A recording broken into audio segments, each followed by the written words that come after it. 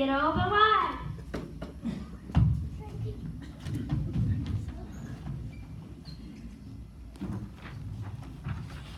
Wow, Dave, look at all the stuff. Costumes, playbills, newspaper too. Must have belonged to someone special. Jamie, Patrick, you must know who.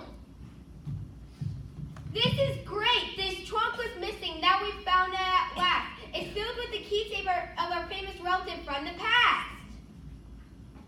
George M. Cohan was his name. Singing, dancing, and composing were his claim to fame. Yes! Huh? Never heard of that. No, neither did I. Well, his name may not ring a bell, but I can guarantee that everybody in this room knows one of his melodies. No way. No way. Not me. We'll sing one for you, and then you'll see. You're a grand old flagger, high flying flag, and forever in peace may you wave. Oh yeah, I know that song. Wow. Wow. Wow, one of your relatives wrote that song? I must say I'm impressed. Look Look at this dress with the ruffles and bows. Must have been a costume from one of the shows. at some of these old things. Look at some of these old things and the funny ways they dressed. Hey, get a load of.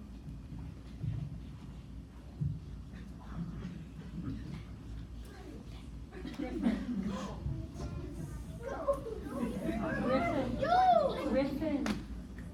Hey, get a load of this. Hey, here's the story of his life. Hey, here's the story of his life in this little picture book. Come on, everybody, let's have a look.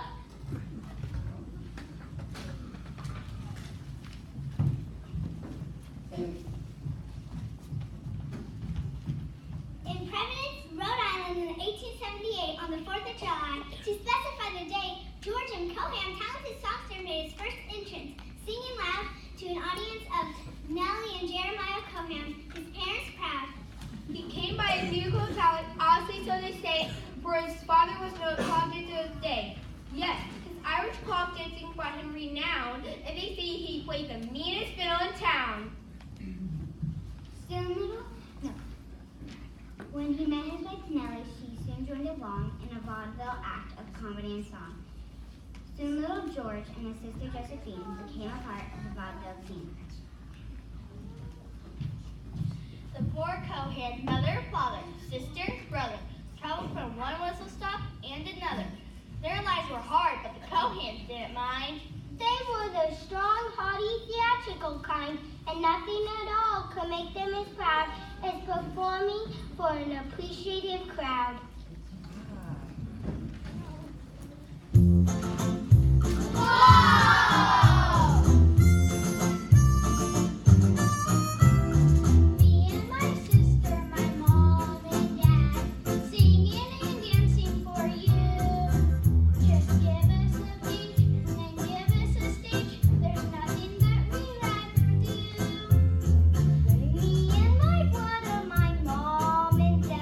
Talented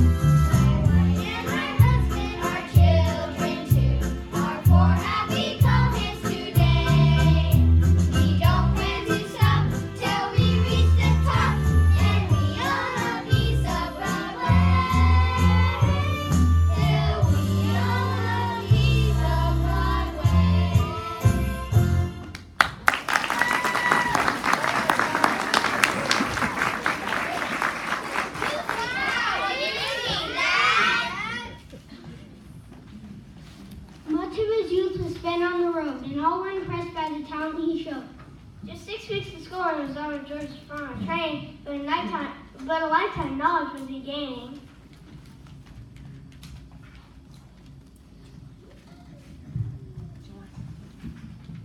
And though they traveled constantly, they realized that New York was a place to be. So to get top building on a front page, they set their sights for the Broadway stage.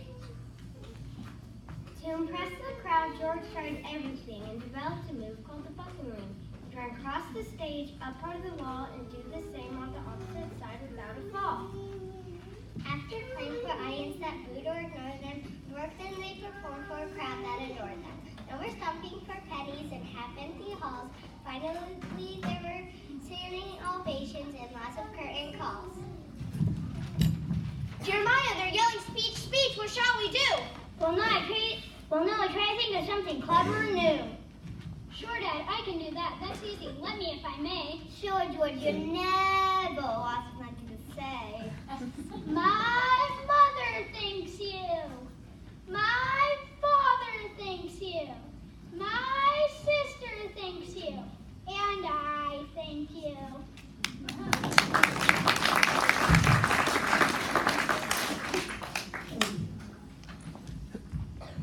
Dave, let's wait on the book if you don't mind. Let me look in the truck and see what else I find. Well, Sherry, finding it? Probably lots of goblins and spiders, I bet. Yeah, wait, here's an old newspaper. Wow, it sure is dated. Yeah, 1989 is when it was dated. Headline says, George M. Callan from the famous Badville family marries fellow performer Edith Lovey. Let's see, a little math will do. That would make him 22.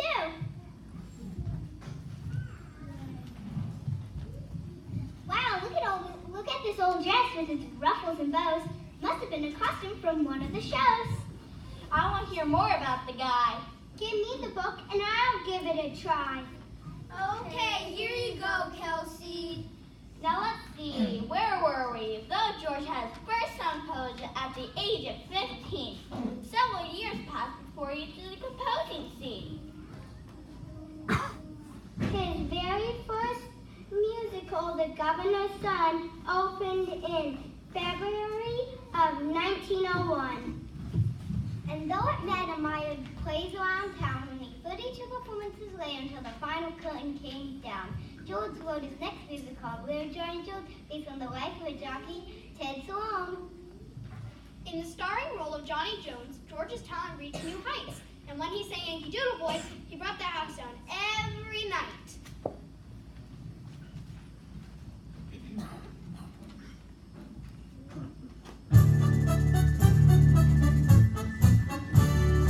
I'm a kid that's all the candy. I'm a Yankee Doodle dandy. I'm glad I am. So's Uncle Sam. I'm a real Yankee Doodle. Made my name is brave and brutal, just like Master Doodle did by riding on a pony. A bucket listening to Dixie String.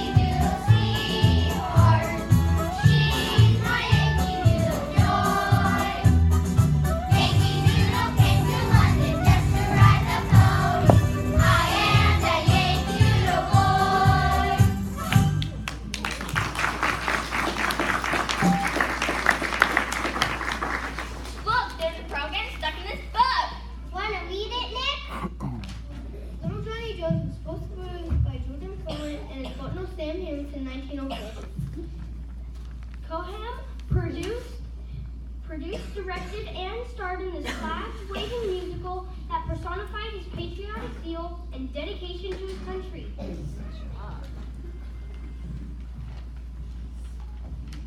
The story is based in England with a theme clearly stating that no other country can hold a candle to the good old USA. When one character asks, what makes Americans so proud of their country? The answer obviously is our country. One of the greatest moments in the play occurs at the end of scene 2, when little Johnny Jones is about to sail home from America. Described by a scandal, he has a change of heart and decides to stay in England. To clear his name, as he waves goodbye to his faithful friends, he says the famous introduction from the famous song, Give My Regards to Broadway. Did you ever see two Yankees part upon a foreign shore? As the good ship's just about to start for good old New York once more. With tear-dimmed eye, they say goodbye to their friend without a doubt. As the man on the pier shouts, Let them clear! As the ship strikes out.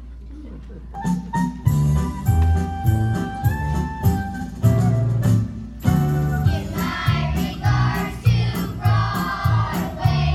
Remember me to Herald Square. Tell all the gang at 42nd Street that I will soon be there.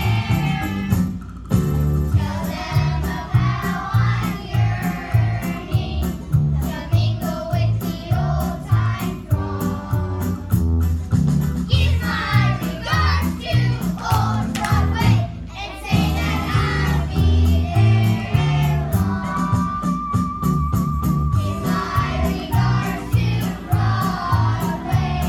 Remember me to Herald Square. Tell all the gang at 42nd Street that I will soon be there. Tell them of how I'm yearning to mingle with the old time throng. Give my regards to old Broadway and say that I'll be there ere long.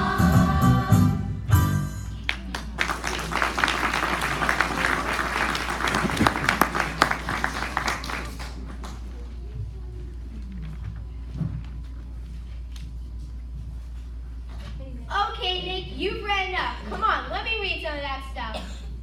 I guess Patrick, that would be the fair thing to do. After all, George M. Cohan was related to you.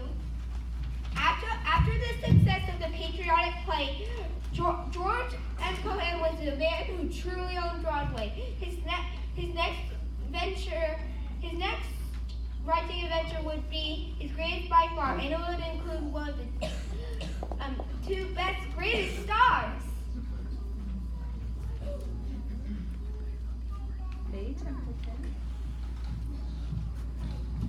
Faith Templeton and Victor Moore were the performances that he was writing for.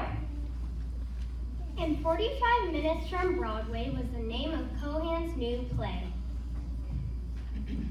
It previewed in cities across the USA and opened in New York on New Year's Day. The play was a comedy about a sickly mariner and his poor nurse, Mary Fair. Had some star-crossed love, a missing will, and twists and turns to fill the bill.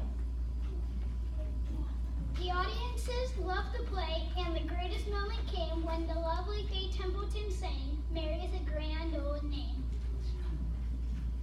Her beauty sparkled brightly, her voice was clear and strong, and a hush fell in the theater as soon as she began the song.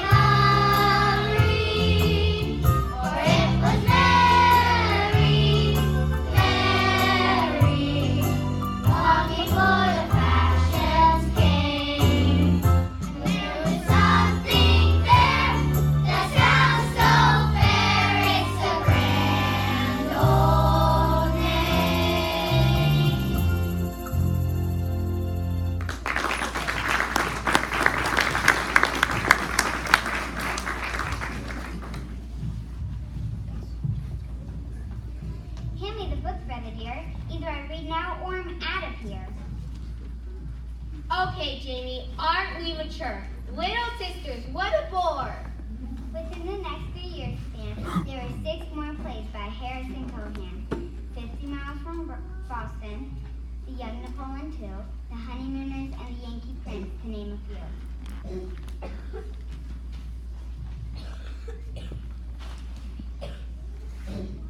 For the next several years, George continued to write and star in his plays to public delight. But into his bright life, a storm cloud would appear. George lost his beloved father within 1 year.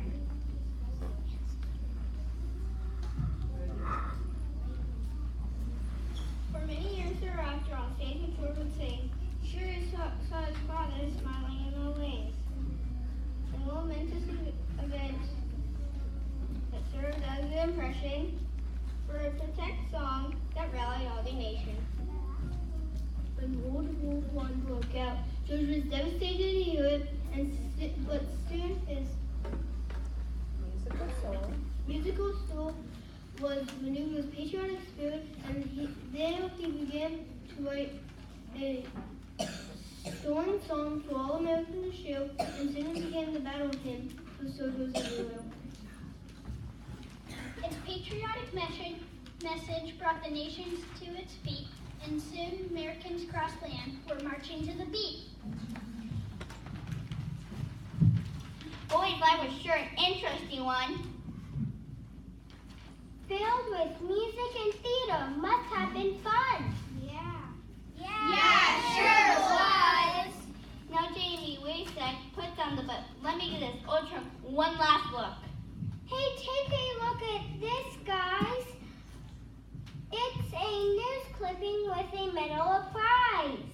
The news clipping says, Private Law 747 of the 74th Congress on June 29, 1936, award the gold medal of honor to George and Cohen for his amazing service in World War I. The medal reads, to George M. Cohen for his contribution to the American spirit over there in grand old flag presented by Act of Congress. It's the Congressional Medal of Honor, I bet, and that's about as good as it can get.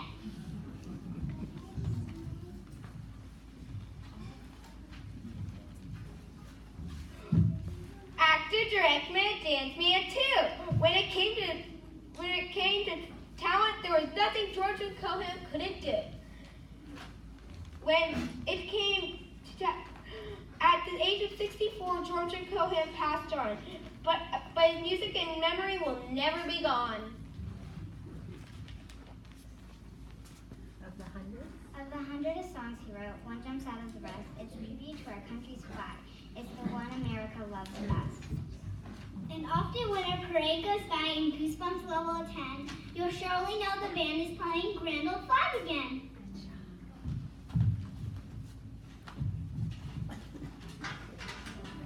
Careful, be careful.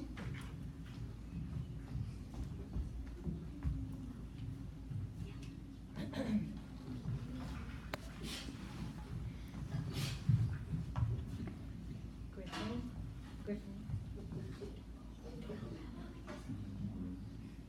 Brett. One more. Take it. Thank you.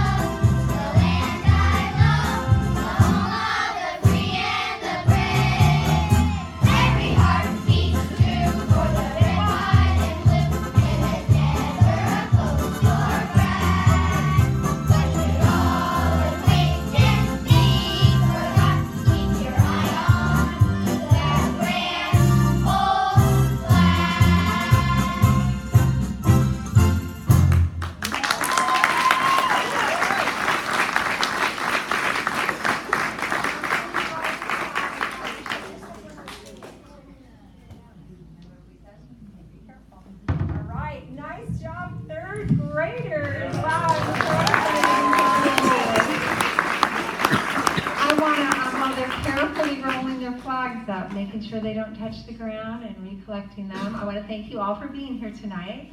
And just say that it is my privilege, honestly, to teach visual performing arts here at Durham Elementary.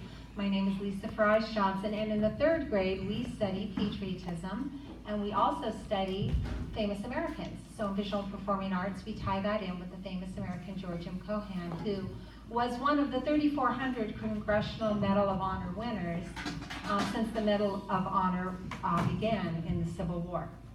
And he won his Medal of Honor for writing songs that inspired our country's soldiers to sign up for the Army for World War I, which is why we won that. I have to say that, you know, it's just amazing to me how much pride our students have in their flag and their country, and our community does, and that makes me so proud. So thank you all for being here and for supporting your students in learning in the arts and learning patriotism in the arts. The students are going to set up a little picture op for you, but before they do that, I want to just thank Mr. Mullins for all his help. He's been so flexible and amazing. Thank you. Can you guys give yours?